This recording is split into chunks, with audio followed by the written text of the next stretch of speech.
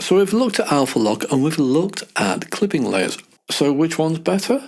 Well, it depends. If you just want a quick way of masking a layer, alpha lock is fine. And also clipping layers, look, I've used 1, 2, 3 extra layers to create the effect I've got. More layers means more RAM used up, and so they take up more space than a simple alpha locked layer. But I'm on my ghosty layer. Remember, every layer above is clipped to it.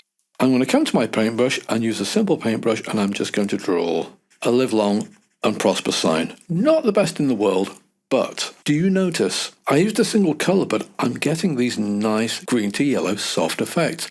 That is because layer 3, if I unclip it, has those soft blurry effects. They're just hidden because layer 3 is clipped to the layer below. But if I turn on clipping mask again,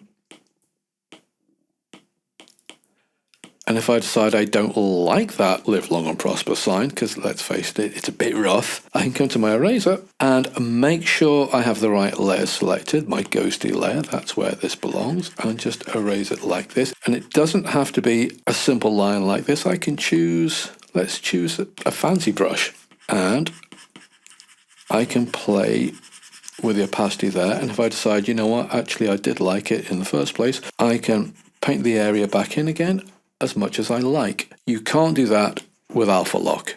With alpha lock, it doesn't take up any extra layers and it's quick and simple, but whatever basic shape you're painting with, you are stuck with. With clipping layers, it's a little bit more advanced and you use multiple layers, but you can edit your base shape and all the layers on top will be affected by it in ways that you want. Okay, if you can like and subscribe, that would be great. And check out the links below for some top quality education and a complete art studio in a box.